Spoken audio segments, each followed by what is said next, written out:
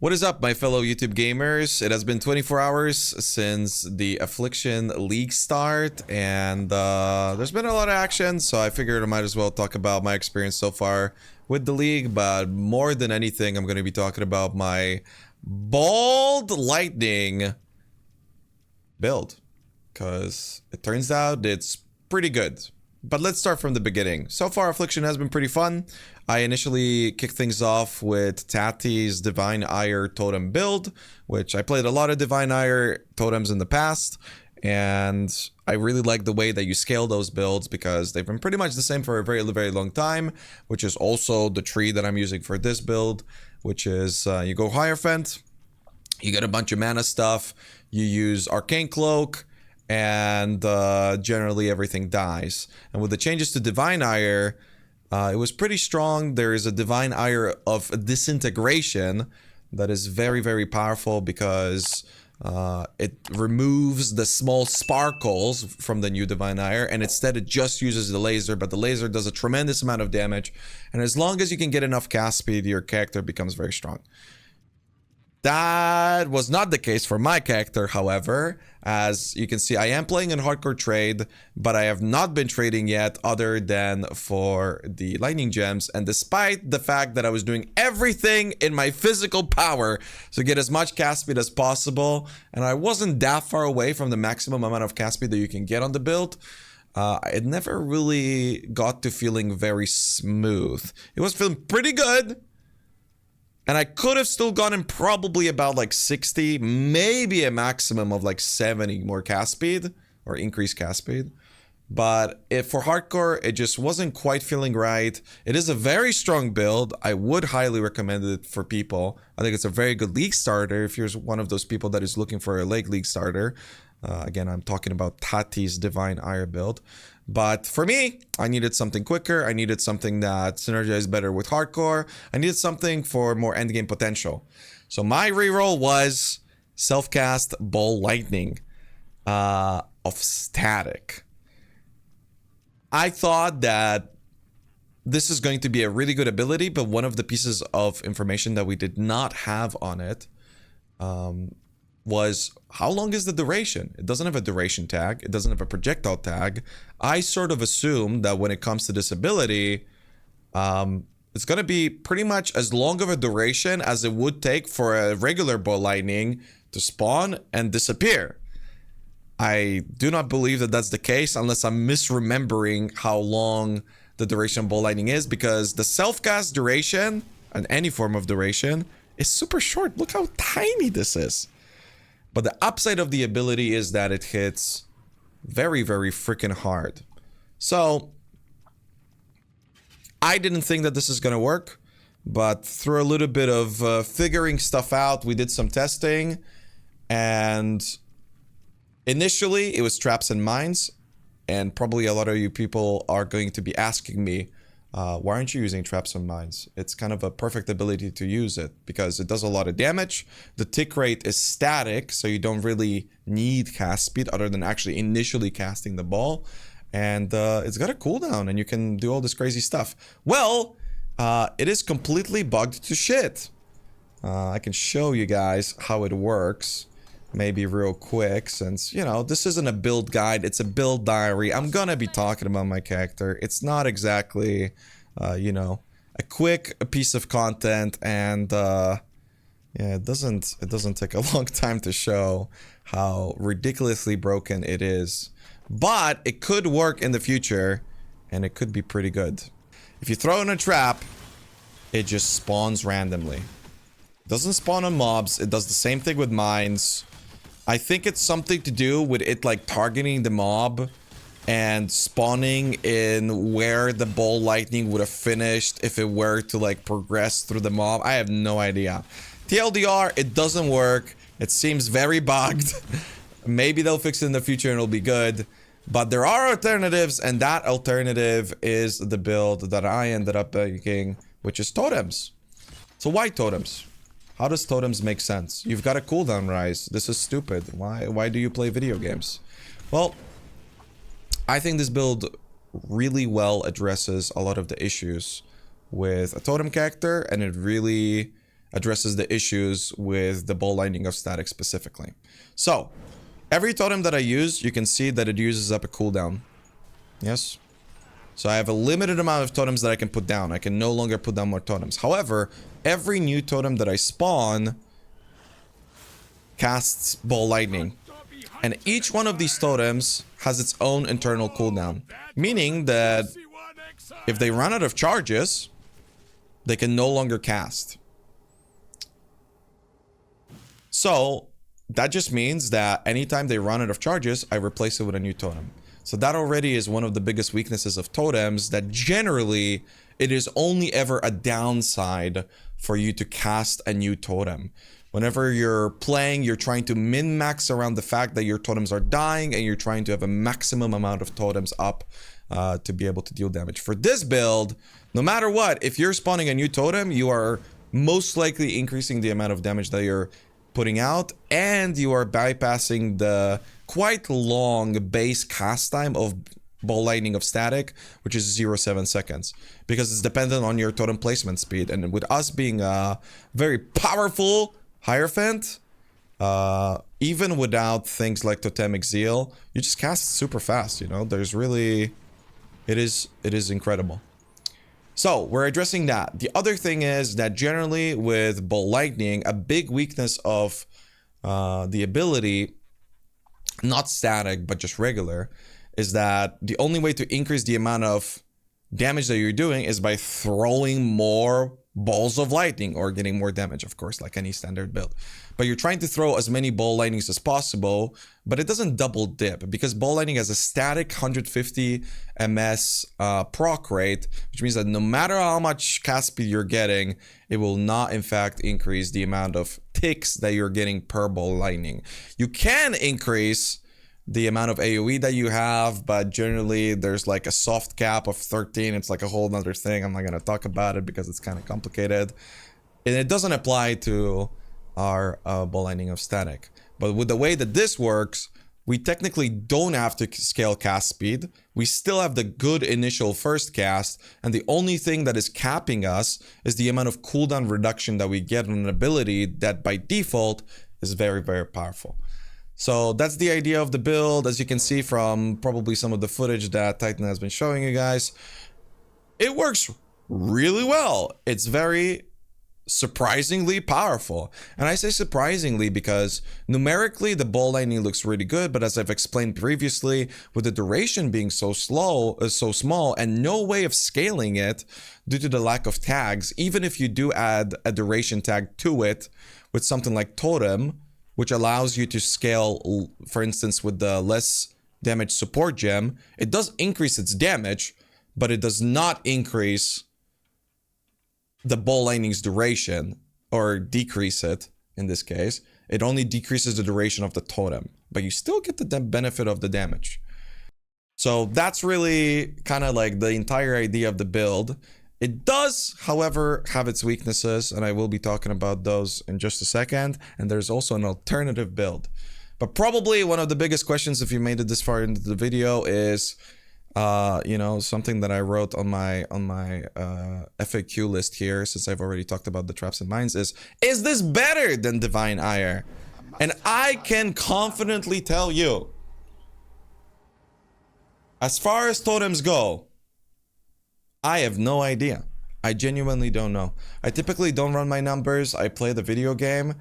It does seem like it's the sort of ability that is very powerful early on. It's very powerful in the mid game, again, as you are able to see.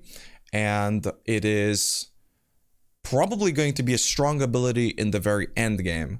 But it's not because of the way that we're scaling this build currently. It is because most likely in the future, I will be making an alternative version with poison, which, you know, if there's any build that's got good mechanics, you put poison on it and it's just better. But for right now, I want to see how far I want to take it without the whole, you know, poison memery and all that annoying stuff. So, since you've seen all the footage and I kind of explained the concept of the build, let's talk a little bit about the gear, because as I mentioned previously, the gear is literally solo self-found, and you might see some oddities in what is happening here. For instance, I don't have any sockets on some of my gear. The build has been so strong so far that I do not in fact need to use all of the typical ways of increasing the damage of a totem build, meaning I don't have to throw mines, I don't have to get frenzy charges, I don't have to get power charges.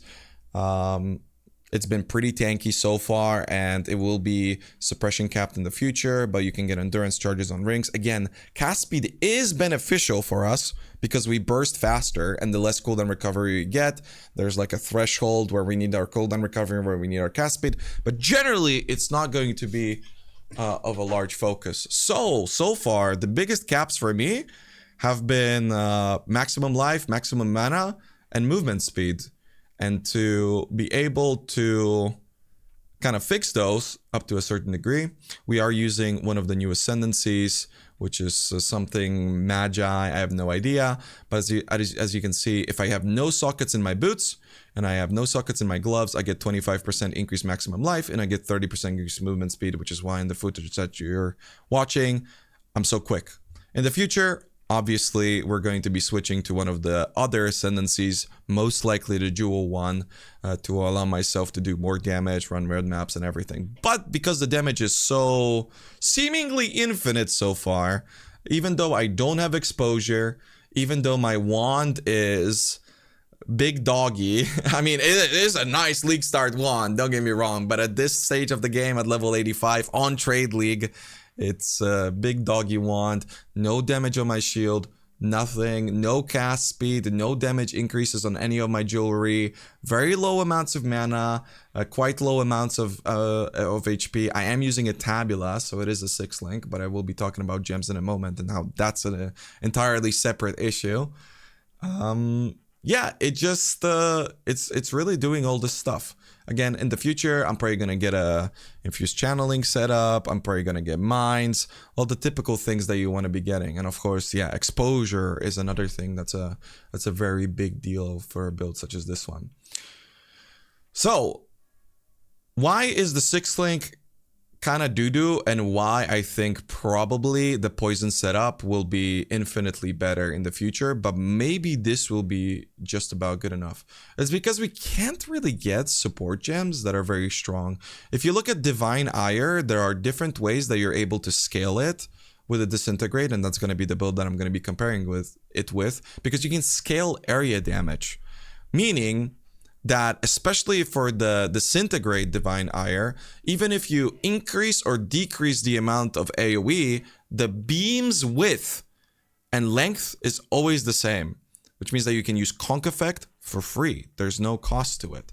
You can use area nodes for free. You can use area scaling on cluster jewels, whatever you really want. And it's free, and it's only ever beneficial in that sense. For this build, as you can see, I have Amplify, but unfortunately, this Ball Lightning still works the same way as the regular one does, which I don't really understand why that's the case. It might be another case of like it's bugged and it's unintended, and maybe they just forgot about it because they were like trying to rush it out, and so many of the new gems are bugged and everything.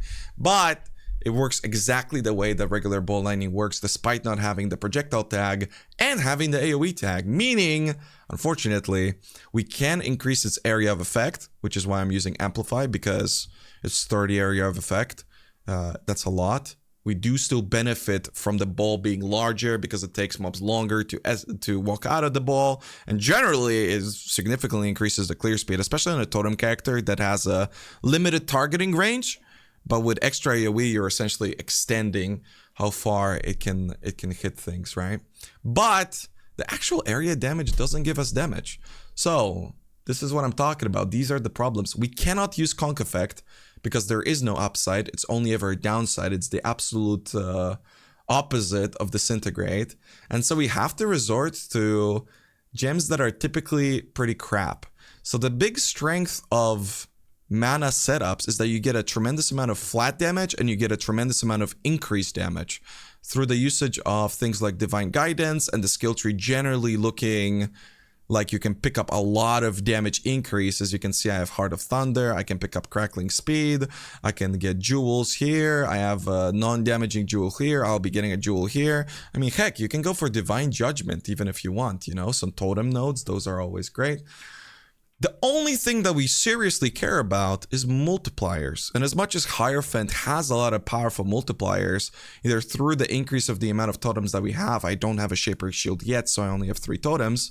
So we can use Ritual of Awakening, and we can use things like Arcane Blessing, which, by the way, the 20% more spell damage does scale with Arcane Surge effect through things like Arcane Capacitor. So this is really, really good. Yeah, we just have all this damage increase and we want the multipliers. But our support gems don't really have a whole lot of it. So Cruelty, a gem that typically would be your 6th link. For us, it's like the #1 link. We've got Inspiration, which actually it is better than Cruelty, ever so slightly. Some people might be confused looking at Cruelty thinking, oh, but it doesn't increase, you don't get the Cruelty buff. Yeah, you don't, but Cruelty still gives you 24% more hit damage, so it's very good on a lot of totem builds in general. I'm using Added Lightning, which you never want to be using, and I will be replacing this in the future, because you're getting, again, all this flat damage from potentially your wand, from having more mana, from not using Determination, which I am using right now, but I won't be in the future once I get damage mitigations through physical damage taken as elemental, and I will be talking about that in the future videos because I don't want to make this one too long. We've got obviously the Bolt Lightning, and we've got obviously the Totem, which is, you know, a 40% less damage sort of thing. So, and then Lightning Penetration, which is top. But yeah, I do want to replace Added Lightning damage in the future. Oh, rip that guy. With Controlled Destruction. The uptime on Elemental Overload seems like it's going to work, and in the future when we're going to have Frenzy charges from some of the support setups that I talked about previously, Charged Mines especially, yeah, I think it's going to be just okay. But if we're comparing this setup to Poison setups, yeah, Poison supports are just crazy good. And yeah, I guess some of you guys might be asking, like, how would you even build a Poison build? Honestly, I haven't thought about it yet. Anything you build with Poison is OP, but I would imagine I would stick to Hierophant still because of the damage multipliers, and I would just use Volker's Gloves. I think that's probably the best way to do it. I mean, you can do the Sin Flask, Sin's Rebirth, or whatever it's called, if you're soft-coring it up, you know, but yeah, I'm probably not going to have access to those things, even though I'm playing on Hardcore Trade, to make it quite consistent enough. Yeah, so that's kind of the idea. Again, I'll go over the gear. Crap.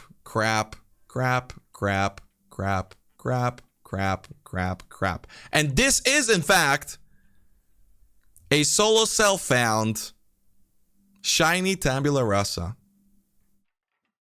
So you can't give me shit about how I you know, got this, and it's not SSF character. It is an SSF character, besides the gem, which I did buy. So yeah, that's pretty much it. I'll be talking about some of the other mechanics more in depth in the future. I'll be talking about some of the itemization. So if you're interested in this build, make sure to tune into the stream. There will be a link to my current profile in the description below, as I don't have a POB because I'm kind of like building this up, you know, kind of out of nothing. Yeah. See you guys in the next one. Make sure to stop by the stream and subscribe on the YouTube. See you guys soon. Bye.